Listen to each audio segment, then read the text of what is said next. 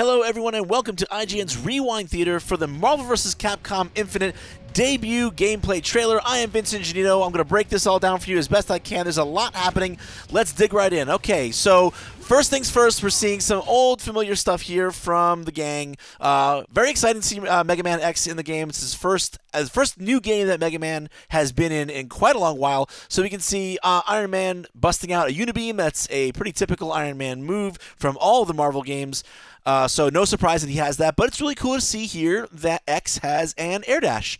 Air dashes aren't super uncommon in Marvel games, but it's good to note that he has one, allows him to punish errant projectile calls like this one from a nice distance out. So he gets in there, and then we get our first look at what is the defining characteristic of all the footage that we've seen so far, which is this crazy-looking switch mechanic. Now, let's just, first things first, we know that we're now looking at a 2v2 game. It's no longer 3v3.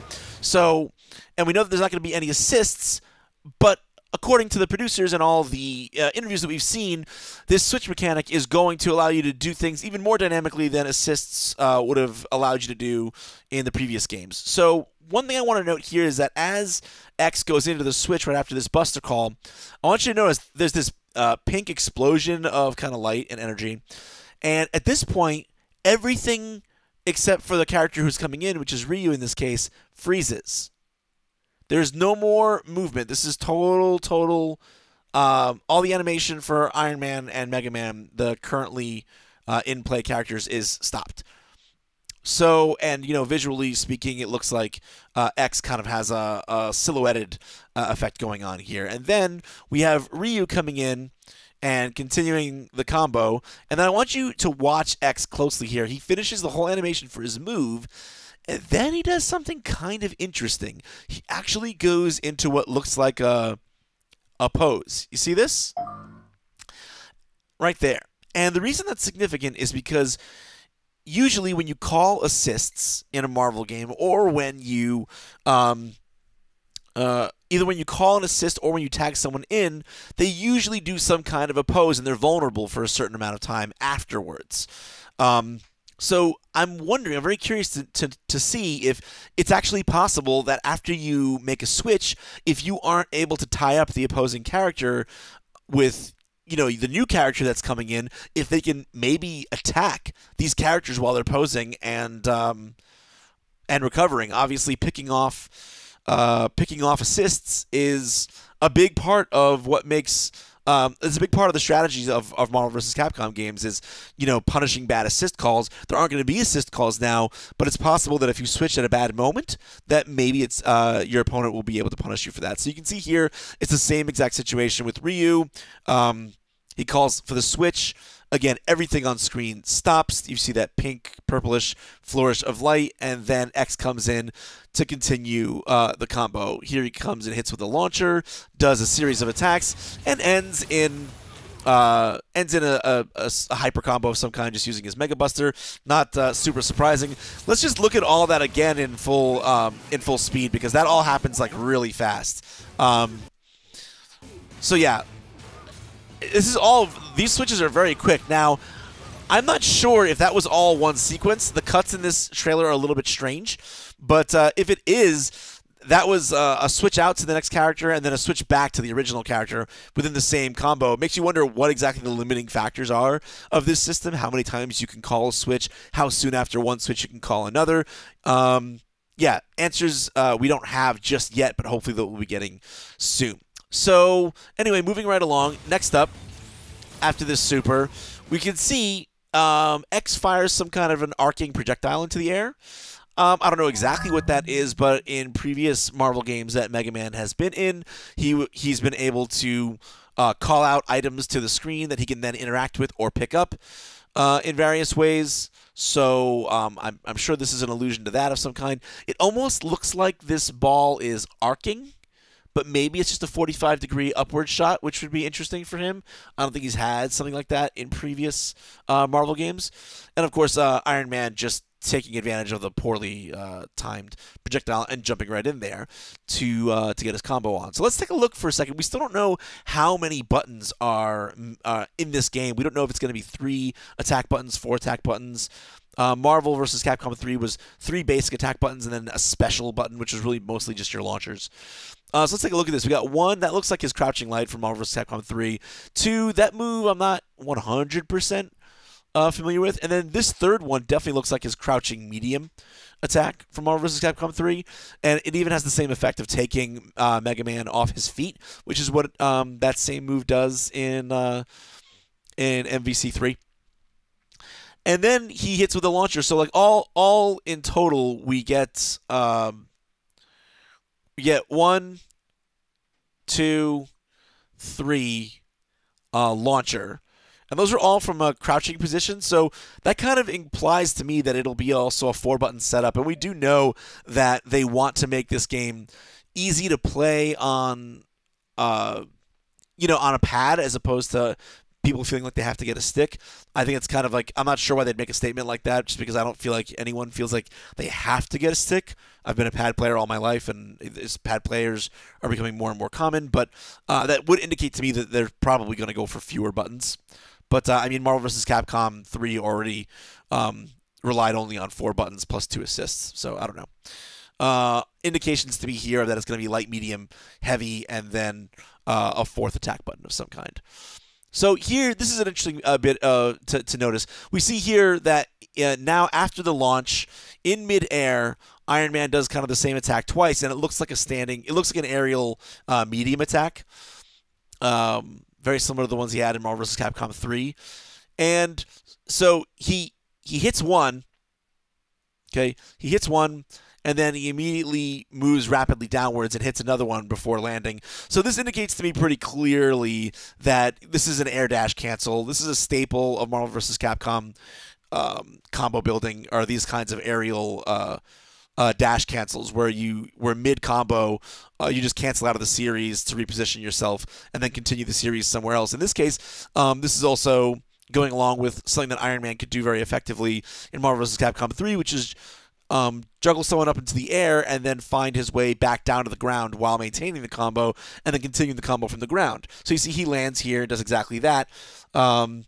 Now, these repulsor attacks are similar to ones that he has in Marvel vs. Capcom 3, but what's interesting is that for all the repulsor stuff he pulls out here, we don't see his actual repulsor blast, which he does. That's a special move that he's had in every single game that he's been in. So it's possible that they've replaced them with these single one-off directed repulsors. In any case, we can see again here the purple flourish and the switch. Now, at this point, it's very unclear to me whether these switches are they're initiated by a specific button press or if they happen contextually when you do certain things. I hope that it's a specific button press, but that's weird because then that would make it a 5th button, right? If we're talking about 4 attack buttons. So maybe there are just 3 basic attack buttons, and then maybe launcher is just press. Maybe the chain is, maybe it's kind of like it was in Street Fighter Cross Tekken, where it's light, medium, heavy, and then you just press heavy again for the launch. I don't know, wild speculation there. But in any case, what's interesting here is that so Captain Marvel comes in, and I can't tell if this is a special move. Again, this trailer is cut in kind of a funky way, where it's difficult to tell if some of this stuff is all continuous. But she comes in after Iron Man's ground repulsors, hits a couple of times, and then maybe this is a hit throw, like a grapple hit special move of some kind, or it could just be her regular throw. Either way, she throws X against the wall for a wall splat, and then she combos off of that. Now, this right here looks very familiar.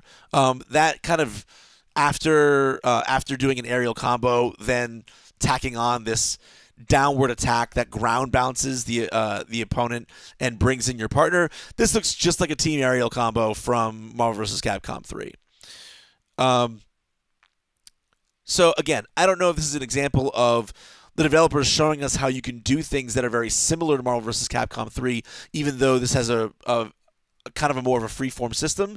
So I'm not sure, like, if this is, she just did a move and then happens to have an aerial normal that ground bounces aerial opponents and then just presses the switch button to freeze it and call in Iron Man. Or if this is a canned thing, maybe where if you press down with switch, you'll get this Team Aerial combo-esque move that's kind of very reminiscent of Marvel vs. Capcom 3. In any case, Iron Man comes in, does what was his level 3 super from Marvel vs. Capcom 3, which is the Iron Avenger. This is cool. We see not Iron Man. He's Iron and he's a man, but he's not Iron Man. We see X donning one of his special armors here.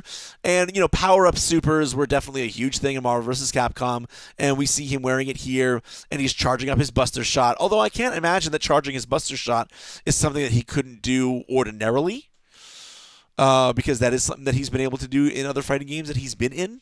Very interesting here that Mega Man is stationary while charging. Doesn't necessarily mean that he can't carry that charge while moving, but they do very specifically here show him rooted in place. And Iron Man fires off one of his wrist-mounted missile launchers. That looks similar to his down with heavy attack missile command normal from 3, and here it just gets absorbed by X's Buster and causes a knockdown, which is kind of similar to the way Buster works for Zero in Ultimate Marvel vs. Capcom 3.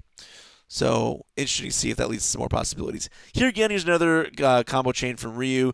Again, trying to get a sense of how many buttons are being used. You know, we got 1, we got 2, we got 3, and then we have a 4th attack that doesn't launch. So it's like, I don't know, was that second kick a command normal? Are there target combos? Does everyone have their own distinct combo pattern? I'm really not sure, and of course he does a hurricane kick. Nothing new there. We're seeing a lot of normal Ryu stuff here. Shin Shoryuken looks nice and brutal. Okay, so here we have Captain Marvel doing something very important. So, as I was saying before, you know, delayed hyper combos where one character does a hyper combo and then you cancel out of that into another one. Very big part of Marvel vs. Capcom in general. And you know, again, here we have an example of seeing that purple flourish. It's going to happen here.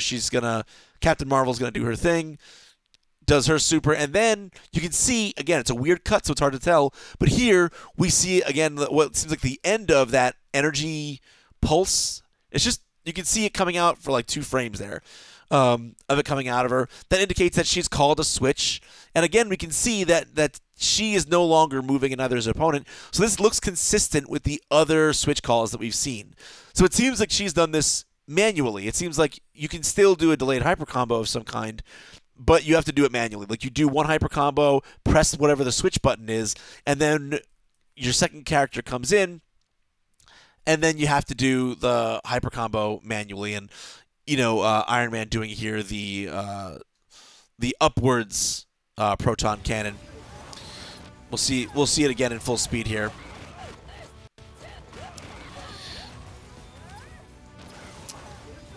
Here's the big one. Yeah, so here we go as our first look at Cap and Morrigan, and something happens here that's really weird and interesting to me. Let's take a kind of a closer look at that. So yeah, this is a weird interaction, right? Like I'm not positive if this is Cap using a new move, like a parry move, where he readies himself with his shield, and then if he gets attacked, he counters. Or if this is again an example of kind of pressing the switch button, which again is a totally imaginary button that I'm making up, along with a direction that maybe that allows you to parry an enemy move and then call in your teammate. What would be more interesting to me, and I'm hopeful for this because this is the way I'd like to see the game go. What I'm hopeful for here is that Cap is actually, this is actually his block animation, and that he blocks it, and then if you press switch mid-block perhaps, it allows you to cancel out of your block, because again, time does stop here. If you press switch out of your block, maybe you can call in your teammate as kind of like an alpha counter, or you know, V reversal in Street Fighter V, or a variable team counter as they call it in Marvel vs. Capcom 3. That would be very interesting to me. Of course, that would be very powerful, and you'd have to limit that in some way. You couldn't just make it so that people could cancel out of block stun whenever they wanted and just, do a move with their partner. So let's watch this whole thing at full speed because it looks really cool. So yeah, he calls the switch to Morgan. Morgan does an aerial combo, knocks him back down, switches back to Cap, and Cap does a pretty vanilla-looking bread and butter like what you might see from Marvel vs. Capcom 3, and then again appears to kind of quote-unquote DHC into Morgan's level 3. Yeah, see, this is another thing to watch, though, is that the timing here, again, is strange with the way this trailer is cut. You see, here clearly is all the same stuff from the Switch visuals that we've seen before. Morgan comes in, but then it cuts right to her being in the middle of her super. So it's like, this is Darkness Illusion. This was her level 3 in Marvel vs. Capcom 3.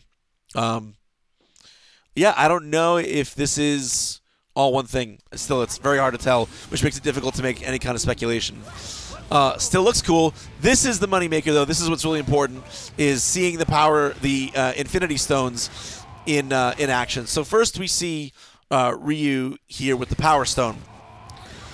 And what's worth noting here is that, yeah, we see this little cinematic of him activating it, quote-unquote. But what's even more important to listen to is he calls out Power Stone at one point in here. Right there, which aside from being a rad Dreamcast game from 1999, also made by Capcom, it's interesting because up until this point, he's doing what looks like a normal attack chain for him, and then he says Power Stone right here and appears to hold the stone up, and that sends Captain Marvel flying and wall bouncing, off the wall. So this is like the first example of a character doing a move that they don't normally have access to just because they happen to have activated their stone.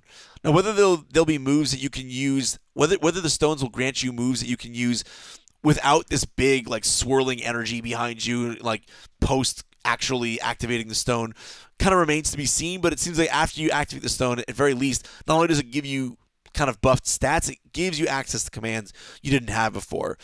And then here's another important thing to note is that here she's on the ground, Captain Marvel is, and then Ryu is able to pick her up off the ground with an OTG combo and then get the wall splat. And, yeah, we see several ground bounce and wall splat. We see a couple of wall splats here in a row, so you wonder if that's a property of the Power Stone, if that'll allow people to get more wall splats and ground bounces to do longer combos. Finishes off with an up in the air Shinku Hadoken, and then here this stone looks the most interesting to me so far. So the Time Stone. Here we see Captain Marvel teleporting right behind Ryu, going right through his moves. So obviously that teleportation has invincibility. But then afterwards, this looks like a pretty normal attack string for her. That didn't seem like anything new. And this is super cool. For this super move, Captain Marvel looks like she takes the form of Binary. And she's kind of hinted at that form before in other moves that we've seen throughout the trailer, but there it's really pronounced and looks super badass. It makes me even wonder if perhaps similar to the way Phoenix was able to go into Dark Phoenix mode in Marvel vs. Capcom 3, I wonder if there's some conditions under which Captain Marvel can become Binary and buffer power. But this is all we really see of the Time Infinity Stone.